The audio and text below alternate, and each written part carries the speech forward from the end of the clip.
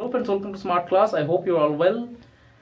English ল্যাঙ্গুয়েজে vocabulary নিয়ে সমস্যা সকলটি কম বেশি থেকে থাকে এবং তার কারণ হলো আমরা প্রতিদিন শব্দ প্র্যাকটিস করি না বা নতুন নতুন শব্দের সাথে পরিচিত হই না। সেই কথা মাথায় রেখে স্মার্ট ক্লাস চ্যানেল স্টার্ট হতে চলেছে ডেইলি ডোজ ভোকাবুলারি, অর্থাৎ প্রতিদিন আমরা কতগুলো শব্দ দেখে নেব, নতুন নতুন শব্দ এবং তার মিনিং এবং তার সাথে তার ইউজেস দেখে নেব। এইভাবে যদি আমরা একটা স্টেডি প্র্যাকটিস বা স্টেডি একটা প্রিপারেশনের মধ্যে দিয়ে যাই, তাহলে প্রতিদিন আমরা যে নতুন নতুন শব্দের সাথে পরিচিত হতে থাকবো এবং সেই শব্দগুলোর জন্য সেই শব্দগুলোর মাধ্যমে আমাদের একটা কনসেপ্ট তৈরি হবে। হতে পারে হয়তো যে এই শব্দগুলোর থেকে কোনো শব্দ হয়তো পরীক্ষাতে প্রশ্ন করা হলো, সেখানে কোনো এক্সামে হয়তো সেই প্রশ্নই চাওয়া হলো। এবং এই ডেইলি রোজ ভোকাবুলারিতে কি থাকছে, প্রতিদিন আমরা যে শব্দগুলো দেখবো সেই শব্দগুলোর সাথে আমরা মিনিং দেখবো এবং তার সাথে তার ইউজেস বা অ্যাপ্লিকেশনস দেখে নেব। এবং সেখানে সিনোনিম থাকবে, অ্যান্টোনিম থাকবে এবং তার সাথে থাকবে যে ওয়ার্ডস অফেন কনফিউজ, এমন কিছু ওয়ার্ডস আমরা দেখি যেগুলো নিয়ে কনফিউশন, যেমন অ্যাডভাইস আর অ্যাডভাইস, ADVICE আর ADVIAC, এরকম যে বিভিন্ন রকম শব্দগুলো পাই, তার সাথে সাথে ওয়ান ওয়ার্ড সাবস্টিটিউশন, এই বিভিন্ন রকম যে ভোকাবুলারি আমরা পাই সেই সমস্তগুলোকে আমরা প্রতিদিন দেখতে থাকবো। এবং এইভাবে প্রিপারেশন নিতে থাকলে আশা করি সেটা তোমাদের জন্য খুব হেল্পফুল হবে কম্পিটিটিভ এক্সামের জন্য। এবং শব্দ নিয়ে বা ভোকাবুলারি নিয়ে যে সমস্যাটা বা ভীতিটা কাজ করে এক্সামে, সেটা একটু একটু করে দূর হয়ে যাবে। তো আজকে যে টপিকটি নিয়ে স্টার্ট করব বা আজকে যে টপিকটি নিয়ে আমরা ডিসকাস করব সেটা হলো ওয়ার্ডস অফেন কনফিউজড। এখানে টোটাল 20 ওয়ার্ডস আছে এবং এই 20 ওয়ার্ডসকে আমরা আজকে দেখব এবং এগুলোকে মনে রাখার চেষ্টা করব। ওকে, এবং আজকের ভিডিওটা ভালো লাগলে অবশ্যই লাইক করবে। যদি চ্যানেলে নতুন হয়, এখনো সাবস্ক্রাইব না করে থাকো তাহলে অবশ্যই সাবস্ক্রাইব করে দাও এবং তার সাথে নিচে দেওয়ার যে লিঙ্ক, ফেসবুকের যে পেজ স্মার্ট ক্লাস এবং তার সাথে টেলিগ্রামের পেজের সাথে জুড়ে দাও, যেখানে তোমরা রেগুলার মেটেরিয়ালস পাবে, স্টাডি মেটেরিয়াল এবং তার সাথে প্র্যাকটিস সেট। ওকে, সো দেরি না করে অবশ্যই সাবস্ক্রাইব করে দাও চ্যানেলটা। চলো তাহলে আজকে দেখে নিই যে ডিসকাশনটা বা যে টপিকটা তোমাদের জন্য রাখা হয়েছে। আমরা যে শব্দগুলো দেখব সেই শব্দগুলো এখানে আমি লিস্ট করে দিয়েছি এবং তার মিনিং এবং তার সাথে তার এক্সাম্পল, সেই শব্দগুলোকে এক্সাম্পল দিয়ে লেখা হয়েছে। ওকে, এবং এই সিরিজটা প্রতিদিন কন্টিনিউ হতে থাকবে। আজকে টোটাল 20 ওয়ার্ডস রেখেছি এবং যে ওয়ার্ডগুলো ডিসকাস করবো সেগুলো বেশিরভাগ ক্ষেত্রে কনফিউজিং ওয়ার্ডস, কেননা এখানে যে স্পেলিংগুলো হয়, যে শব্দগুলোর যে উচ্চারণ বা স্পেলিংয়ে অনেক সময় কনফিউশন হয়ে থাকে, আমরা সেগুলো আজকে ক্লিয়ারলি ডিসকাস করবো। ওকে, প্রথম যে ওয়ার্ডটা রাখা হয়েছে সেটা হলো অ্যাকসেপ্ট অ্যান্ড অ্যাকসেপ্ট। তো অ্যাকসেপ্ট মানে হচ্ছে টু এগ্রি, অ্যাকসেপ্ট মানে কোনো কিছুকে মেনে নেওয়া, টু এগ্রি। আর অ্যাকসেপ্ট মানে হচ্ছে অ্যাপার্ট ফ্রম, মানে কোনো কিছু ব্যতীত বা কোনো কিছু ছাড়া। আর একটা ওয়ার্ড হয় যেটাকে আমরা বলে থাকি এক্সপেক্ট মানে হচ্ছে আশা করা। এক্সপেক্ট এটা একটা ভার্ব। ওকে, এক্সপেক্ট। আর এখানে আছে অ্যাকসেপ্ট মানে এটা ছাড়া। এরপরে আমরা দেখে নেব যে কীভাবে আমরা শব্দগুলোকে প্রয়োগ করছি। তাহলে প্রথমে দেখলাম অ্যাকসেপ্ট টু এগ্রি আর অ্যাকসেপ্ট হলো অ্যাপার্ট ফ্রম। তাহলে এক্সাম্পল দিলাম, I accept what you say, আমি মেনে নিলাম, তুমি যেটা বলছো সেটা মেনে নেবো, তুমি যেটা বলো সেটাকে আমি মেনে নিচ্ছি, আমি স্বীকার করছি। Okay, accept. And the second example is every one was present except Ram, Ram ছাড়া সবাই উপস্থিত ছিল। তাহলে এখানে দেখো এক্সেপ্টের যে ওয়ার্ড, সেই ওয়ার্ডের মিনিং হলো এক্সেপ্ট অর্থাৎ ব্যতীত বা রাম ছাড়া। তাহলে এখানে এটা ব্যতীত অর্থে ইউজ হচ্ছে আর এখানে এটা স্বীকার করার অর্থে ইউজ হচ্ছে। ওকে, নেক্সট অ্যাক্সেস আর অ্যাক্সেস মানে হচ্ছে কোনো কিছুতে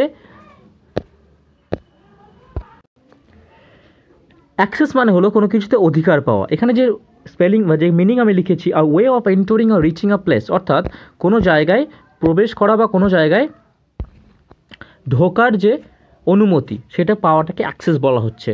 আর এক্সেস হচ্ছে মোর দ্যান নেসেসারি, এক্সেস অর্থে কোনো কিছুর অধিক বোঝাচ্ছে। অ্যাক্সেস কথাটা আমরা মোবাইল ইউজ করার সময় দেখতে পাই, যখন কোনো আমরা অ্যাপ ইনস্টল করি তখন সেই অ্যাপ ইনস্টল করার সময় আমাদের মেমোরি অ্যাক্সেস চায়, ক্যামেরা অ্যাক্সেস চায়, কন্ট্যাক্ট অ্যাক্সেস চায়। তো অ্যাক্সেস মানে তারা সেই পারমিশন চাইছে। ওকে, অ্যাক্সেস।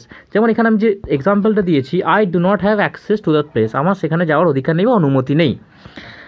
আর 2 নম্বরে যে এক্সাম্পল দিয়েছি সেটা হলো হি lived a life of access, মানে সে এমন একটা জীবন অতিবাহিত করে বা সে এমন একটা জীবন, তার জীবনটা হলো মানে অধিকে ভরা, সব কিছুই না অধিক সে বিলাসিতা মানে বিলাসী পূর্ণ, যেগুলো বিলাসিতাতে পূর্ণ, সেরকম একটা জীবন সে অতিবাহিত করে। He lived a life of access. Okay, এরপরে আমরা দেখে নেব নাম্বার 3-তে আছে অ্যাডপ্ট অ্যান্ড অ্যাডপ্ট। অ্যাডপ্ট মানে হচ্ছে মডিফাই বলতে কোনো কিছুকে চেঞ্জ করে দেওয়া এবং সিচুয়েশনের সাথে খাপ খাইয়ে নেওয়া, সেটাকে বলছি অ্যাডপ্ট। অ্যান্ড সেকেন্ডে বলছি অ্যাডপ্ট মানে কি হয়, অ্যাডপ্ট মানে হচ্ছে কারো পুত্রকে বা কারো পুত্রকে বা কারো কন্যাকে দত্তক হিসাবে নেওয়া, সেটাকে বলা হচ্ছে অ্যাডপ্ট। তাহলে প্রথমে আমরা অ্যাডপ্ট দেখবো। এক্সাম্পল যেমন এখানে দিয়েছি, you should adapt yourself to every situation of life. তোমার নিজেকে সমস্ত সিচুয়েশনের সাথে খাপ খাইয়ে নেওয়াটা উচিত, adapt yourself. Okay, adapt ভার্বটা ইউজ করেছি আমরা এখানে। আর নেক্সট সেন্টেন্সে বলছি, they adopted the child of the beggar. তারা ওই ভিখারির যে ছেলেটা বা যে দ্য চাইল্ড, তাকে তারা অ্যাডপ্ট করেছে, অর্থাৎ তারা দত্তক নিয়েছে। তাহলে এখানে আমরা অ্যাডপ্ট কথাটা ইউজ করলাম, আর প্রথম সেন্টেন্সে আমরা ইউজ করলাম অ্যাডাপ্ট। তাহলে এই দুটো স্পেলিং অনেকটা একই রকম, শুধু এ আর ও এর তফাৎ। এখানে যে শুধুমাত্র ভাওয়েলের তফাৎ হচ্ছে, মিনিং কিন্তু সম্পূর্ণ আলাদা। এরপর আমরা দেখে নেব নাম্বার 4, অল্টারনেট। অল্টারনেট মানে হলো happening one after another regularly. Alternate মানে একটা অন্যটার পরে পরে ঘটছে, সেটাকে আমরা বলছি অল্টারনেট। মানে ক্রমাঙ্ক যেটাকে বলা হয় বা ক্রম অনুসারে ঘটছে, সেটাকে অল্টারনেট বলা হচ্ছে। আর অল্টারনেটিভ হচ্ছে অপশন বা অপশনাল। ওকে, তাহলে এক্সাম্পল দেখে নেবো এবারে আমরা।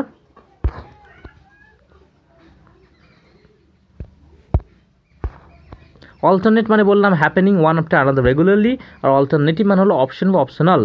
ওকে, এখানে যেমন বলছে, the poem alternates fear and hope, মানে একটা কবিতার কথা বলা হচ্ছে যেখানে ফিয়ার অ্যান্ড হোপ পরপর ঘটছে।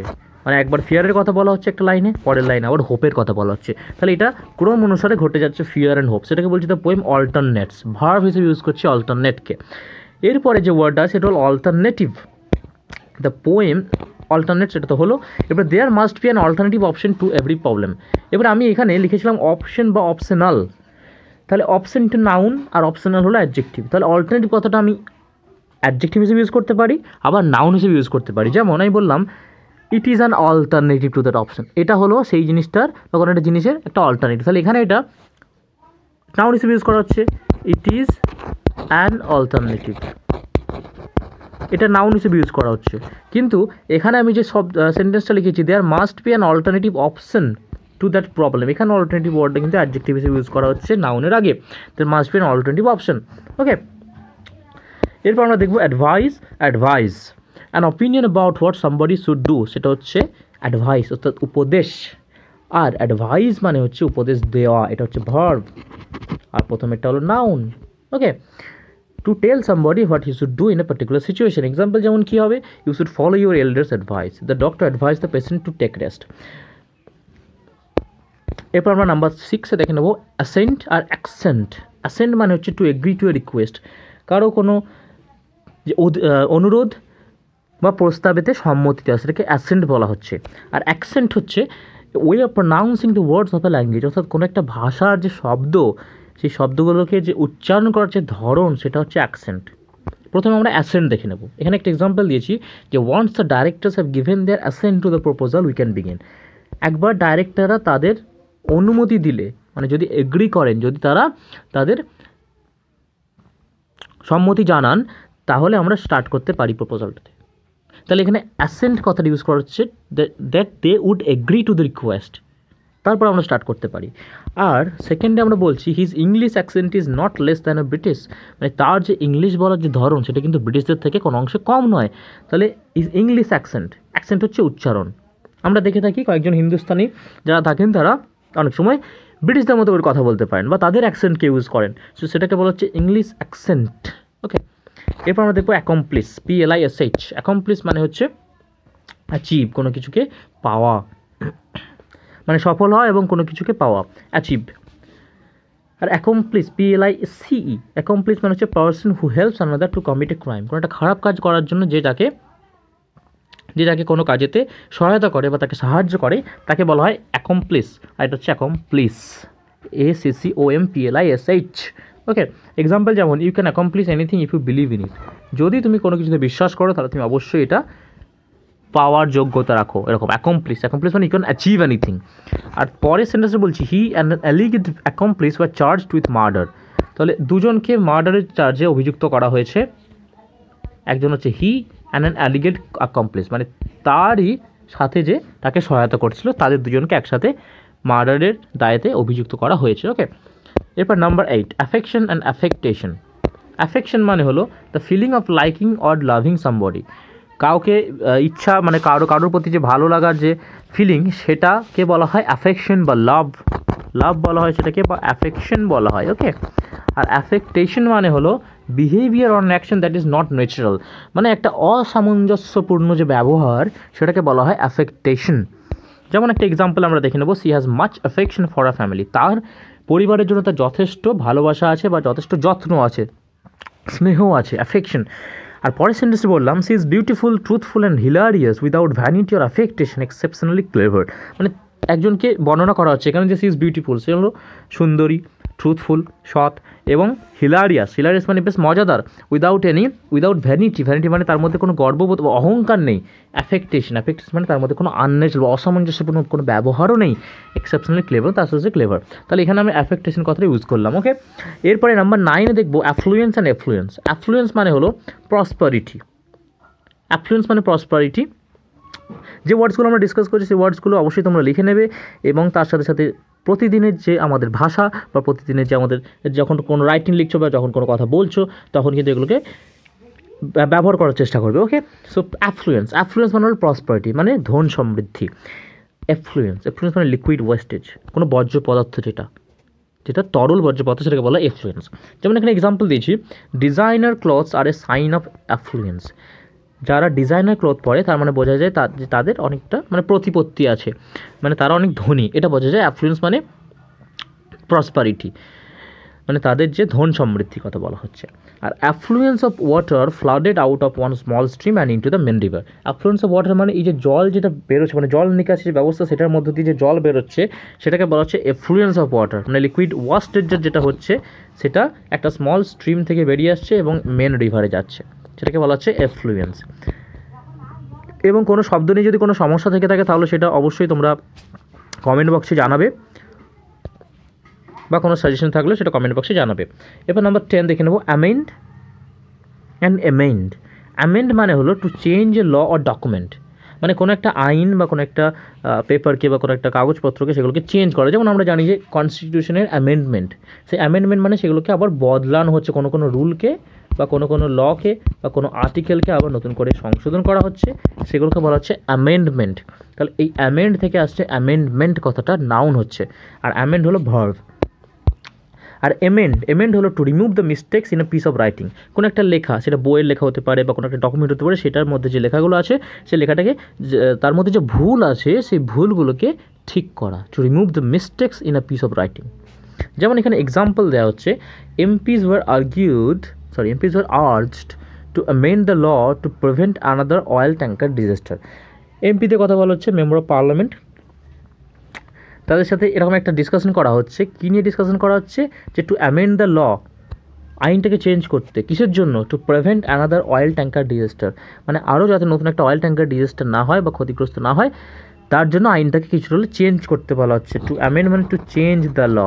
ওকে, আর many men are needed to amend this book. একটা বই আছে, ধরে নাও যে আমাদের রামায়ণের কথা বলা হলো।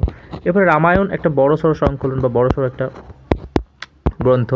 এবার সেই গ্রন্থে ধরো কতগুলো মিস্টেক্স আছে, কোনো একটা পাবলিশার সেটা পাবলিশ করেছে এবং সেখানে কতগুলো মিস্টেক্স আছে, তাহলে সেটা কারেক্ট করার জন্য, সেই মিস্টেক্সগুলোকে দূর করার জন্য আমাদেরকে অনেকজন লোক লাগবে, মানে অনেকজন রাইটার লাগবে। তাহলে many men are needed to amend this book, এটাকে বলা হচ্ছে এমেন্ড। তাহলে একটা দেখলাম আমরা অ্যামেন্ড আর একটা দেখলাম এমেন্ড। ওকে, তাহলে আজকে এই টোটাল 20 ওয়ার্ডস নিয়ে ডিসকাস করলাম এবং এই শব্দগুলোকে আমি একসাথে রেখেছি, তার কারণ আমরা যেগুলো আলোচনা করলাম সেগুলোকে এই ক্যাটাগরিতে আমরা আনতে পারি। সেটা হলো ওয়ার্ডস অফেন কনফিউজ, যে ওয়ার্ডসগুলো নিয়ে সমস্যা থেকে থাকে বা যে ওয়ার্ডসগুলো নিয়ে অনেকের মধ্যেই কনফিউশন হয়। এরপর আমরা নেক্সট সিরিজে আরও নতুন শব্দ নিয়ে আলোচনা করব। আজকের ভিডিওর ক্লাসটা যদি ভালো লাগে তাহলে অবশ্যই লাইক করবে এবং এখনও সাবস্ক্রাইব করতে থাকলে সাবস্ক্রাইব করে দাও, এবং যদি কোনো প্রশ্ন বা মতামত থাকে তাহলে সেটা কমেন্টে জানাও। দেখা হচ্ছে পরের ভিডিওতে। So stay well and stay happy. Thank you.